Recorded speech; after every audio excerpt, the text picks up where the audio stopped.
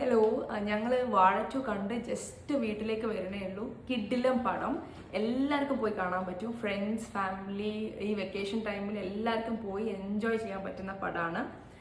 ഫിലിമിനെ പറ്റി പറയുകയാണെങ്കിൽ ഒരു ഫസ്റ്റൊക്കെ കുറച്ച് മ്യൂസിക്കൽ ഒരു റിലേറ്റഡ് ഒരു തീമിലാണ് ഫിലിം പോണത്. പിന്നെ നമ്മളുടെ സ്കൂൾ, മെയിനായിട്ട് ഈ ഫിലിം ഫോക്കസ് ചെയ്യുന്നത് സ്കൂൾ ഡേയ്സും എഫെയറും ഒക്കെയാണ്. പക്ഷെ കണ്ടിരിക്കാൻ പറ്റും, നല്ല രസമുണ്ട്, നന്നായി എൻജോയ് ചെയ്യാൻ പറ്റും.